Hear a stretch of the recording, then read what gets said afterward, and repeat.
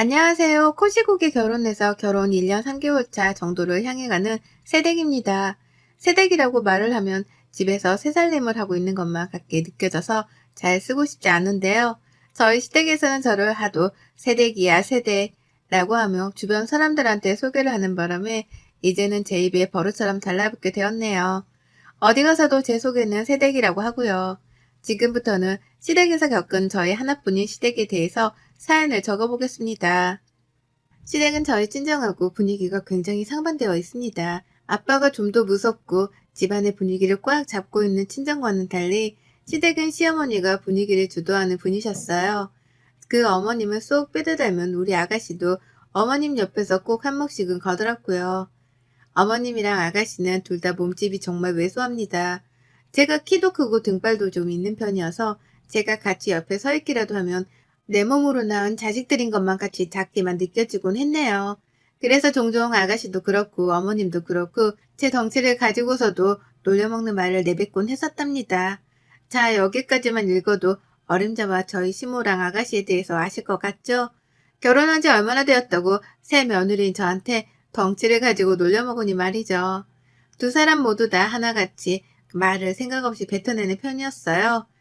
기분이 내키는 대로 툭 뱉으셔야 했고 그걸 가지고서 시아버지가 상처라도 받는 눈치를 보이면 왜 엄한 사람을 잡으려고 해? 라고 하면서 농담이었다며 분위기를 풀어나가려 하셨죠. 툭 던지는 그 돌에 맞은 사람 입장은 제대로 생각해 주지를 않는 분들이셨습니다. 그러니 시아버지는 그 오랜 세월 동안 같이 살며 기가 죽다 죽다 끝내 펴지를 못하고 노년을 맞이하셨어요. 저희 남편은 그렇게 살지 않겠다며 발버둥을 치는 입장이었고요. 그리고 저는 시집을 와서 이 황당한 집안 분위기를 목격해가며 어떤 입장을 취해야 할지에 대해서 끊임없이 고민하는 처지였답니다. 처음 몇 개월, 아니 올 초까지만 하더라도 시어머니랑 시누이랑 크게 엮일 일은 없었어요. 저 결혼하고 나서 바로 신우가 결혼 준비를 한다면서 정신없이 바빴거든요. 남편이 장남이라는 이유만으로 시댁에서 남편 장가를 먼저 보내려고 한 바람에 연애를 그만하고 결혼하고자 했던 신혼의 커플의 결혼이 조금 늦어지게 되었었답니다. 그리고 그 후 폭풍으로 신우는 빨리 결혼을 치러내겠다는 말을 반복하며 결혼 준비를 서둘렀죠. 실제 올 3월에 결혼식을 치르기까지 했고요. 손도 빠릿빠릿하고 결정력도 화끈해서 결혼 준비를 아무런 차질 없이 진행했던 신우였습니다. 그런 신우를 보며 대단하다 싶으면서도 한편으로는 왜 저렇게 일찌감치 오빠랑 같은 해에 시집을 가려 할까 싶었죠. 결혼이 특별하긴 하지만 언제든 할 수는 있는 거잖아요. 하지만 신우는 그렇게 급하게 시집을 가서는 결국 임신을 발표했답니다. 네, 혼자 임신을 했었기 때문에 결혼을 서둘렀던 것이었어요. 주변 사람들 눈치를 보기 싫어서 그런 건가 싶었더니만 그저 임산부 배가 나와서 입고 싶은 드레스를 입지 못하게 될까봐 그랬다고 하더라고요. 시어머니의 성격을 잘 아는지 시어머니께도 말을 하지 못한 채 그리 급하게 결혼하고서는 뒤늦게야 임신 사실을 털어놨고요. 저는 그때 시어머니의 성격을 다시 한번 잘 알 수 있었습니다.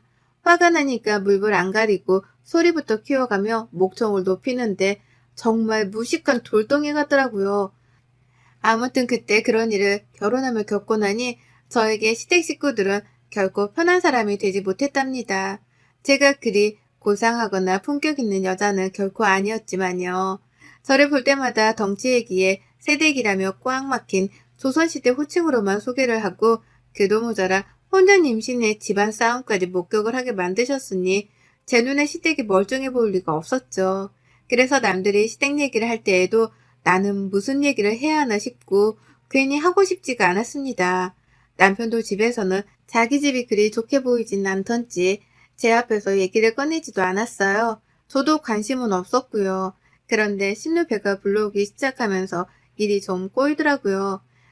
신우가 히스테리를 부리기 시작한 겁니다. 저는 아직 임신을 해보지도 않았고 할 생각이 없는 처지였기 때문에 임산부가 될 일이 없었어요. 그러니 일상생활을 하는데 지장이 있는 것도 아니었고 더더욱 신우의 처지는 이해하기가 힘들었습니다. 그런데 신우는 제가 자신의 처지를 다 이해해주기만을 바라더라고요. 다 같이 시댁 식구들이랑 밥을 먹는 자리가 있었습니다.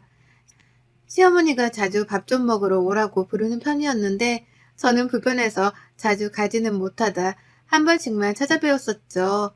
그런데 앞에서 오만 걸 다 시켜 먹으려고 하더라고요. 저도 내내 일하고 사느라 몸이 힘든데 눈앞에 물컵이 있는 건 보지도 않고 물을 떠다 달라고 하기도 했고요. 오렌지 주스가 땡기는데 얼음을 팍팍 넣어 달라면서 옆에 있는 저를 쿡 쑤시더라고요. 가서 주스 좀 가져오라고 말입니다. 그 밖에도 밥 먹다가 입덧이라도 하면 갑자기 제 이름을 부르면서 일으켜 달라고 하고 입덧을 하는 동안에도 저보고 들어와서는 수건을 적셔달라고 시키더라고요. 입가를 닦아야 하니까 미리 준비를 해놓으라고 잔소리를 퍼부으면서도 그 와중에 입덧을 열심히도 했어요. 저로서는 신우가 어찌되었던 체력적으로 약한 쪽에 속했으니까 도와야 한다 생각하고 별 수 없이 해달라는 걸 해줬습니다. 입덧을 하며 고생을 하고 있는 게 눈에 보이니까 부탁을 하는 건 최대한 들어주려고 했어요. 시어머니랑 시아버지, 심지어 저희 남편의 신우 남편까지 움직이질 않고 구경을 하고 있는 걸 보면서도 내 일이겠거니 하면서 아무 말 없이 도움만 줬답니다. 그리고 다시 밥을 먹으려고 하면 밥맛이 하나도 없었어요.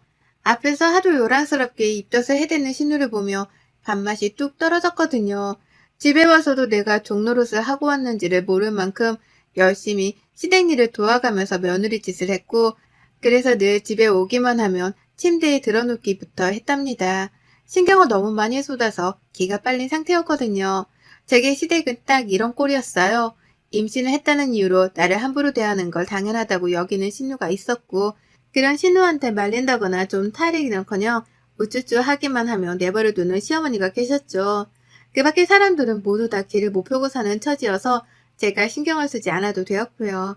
아무튼지간에 참 제 친정하고는 달랐던 시댁 식구들에게는 정을 붙이기가 쉽지 않았습니다. 시댁에서 어머님 부름만 받아도 벌써부터 가서 고생하고 눈치 볼 생각에 머리가 지끈거렸죠.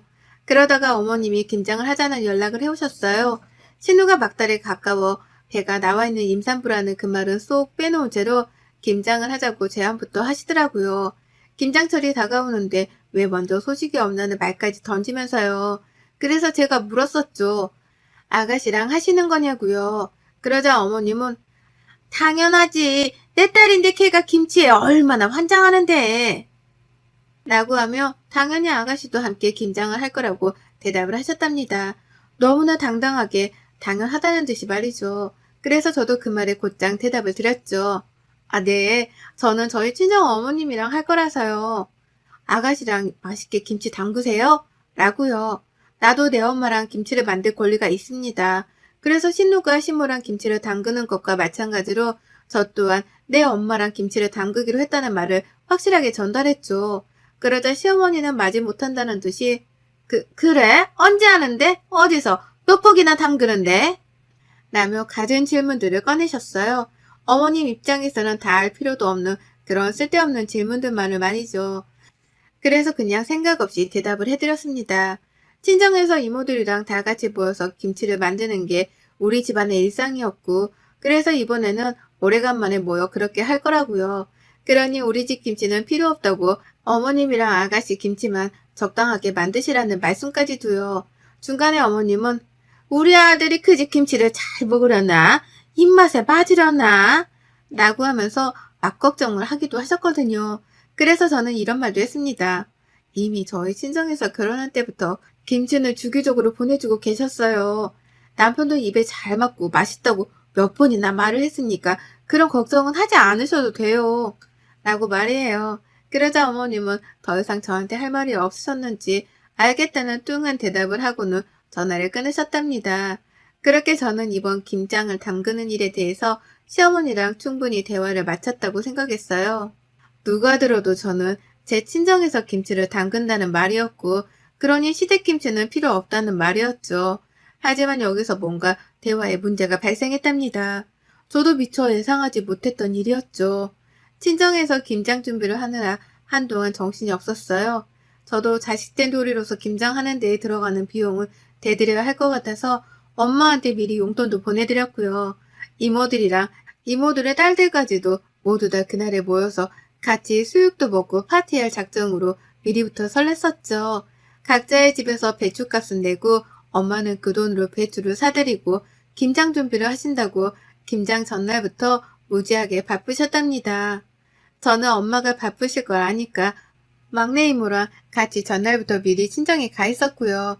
남편한테는 집에서 자고 다음날 오라고 했는데 남편이 같이 가고 싶다고 말을 하는 바람에 저희 부부는 함께 친정으로 움직였습니다. 그렇게 잠도 잘 잤고요. 친정에서 먹고 놀고 김치를 만들며 꽤나 재미난 시간을 보냈어요. 엄마가 돼지 한 마리를 잡아오신 건지 큰 대야 냄비 2개에다가 수육을 끓여서는 온 가족들이 정말 맛나게도 고기를 먹었고요. 그렇게 잘 놀고 집에 왔더니 허리가 부러질 것 같더라고요. 그리고 그제서야 저도 알아차렸죠. 오랜만에 친정에서 먹고 노느라 기분이 좋아서 몰랐을 뿐 사실 김치를 담그느라 엄청나게 고생을 하다 왔다는 걸 말입니다. 저도 저희 집으로 가져올 김치를 만든다고 배추를 아주 열정적으로 절인 것 같았거든요. 집에 오니 남편은 벌써부터 샤워를 하고 나서는 골아 떨어졌고 저는 김치를 김치 냉장고 안에 넣은 후에 잠깐의 뒷정리를 하고 이내 잠이 들었어요. 하지만 1시간도 채 잠들지 못하고 다시 잠에서 깨야 했어요. 시어머니 아주 급하고 황당한 전화를 받았거든요. 야, 너 김장 다 했어? 라고 하는 혓짧은 소리를 내며 화끈하게 첫마디를 뱉으신 어머님이셨어요. 겨우 정신을 차리고 보니까 주변이 아주 깜깜하더라고요. 새벽이었습니다. 시간은 밤 12시를 조금 넘긴 때였고요. 순간 미간이 찌그러졌고 다시 한번 핸드폰을 확인했습니다. 분명 시어머니의 번호였죠. 네? 라고 황당하다는 듯이 대답을 했어요. 지금 시간이 몇 시인지 김장했냐는 질문을 하려고 전화를 하신 건가 싶었으니까요. 차마 이 말을 직접 하지 못한 채 너무 당황스러워서 무슨 일이세요? 라고 되물었습니다. 그렇지 않고서야 왜 지금 이 시간에 전화를 해서 그걸 물어보자는 의도였죠. 하지만 어머님은 누구보다도 저를 답답해하며 되물어 보셨답니다. 너 지금 자다 일어난 거 아니지? 지금까지 자느라고 연락도 안 한 거야? 야, 김장을 했으면 바로 가져와야 할 거 아니야. 하루 종일 기다렸잖아. 라고요. 어찌나 황당하던지요. 정말 자다가 봉창을 두드린다는 게 이런 건가 싶더라고요. 갑자기 전화를 해서 김치를 다 담궜는데도 왜 전화를 하지 않았냐는 엉뚱한 소리를 듣고 자빠져 있는 내 자신이 너무 초라하게 느껴지기까지 할 정도였습니다. 그래서 역한 숨을 내쉬면서 시어머니 하시는 말에 대답을 못했는데요. 어머님은 그 사이에 또 저를 치고 나오더라고요. 내가 너 친정 가서 김장 담근다고 하길래 우리는 김장도 안 담그고 기다리고 있는데 김치를 다 만들고 나서도 연락을 안 주면 어쩌하니? 이게 시어머니를 하루 종일 기다리게 하고 있네. 라고요. 그러는 사이 저는 뻔뻔함의 극치를 보이는 시어머니의 태도를 믿을 수가 없다며 눈만 껌뻑이고 있었고요. 소리가 어찌나 요란했던지 옆에서 피곤하다며 코까지 골고 자고 있던 남편도 일어났습니다. 엄마야? 엄마 목소리인데 뭔 일 났대? 라고 하며 남편도 이게 도대체 한밤중 무슨 일이냐며 놀래 잠에서 깼어요.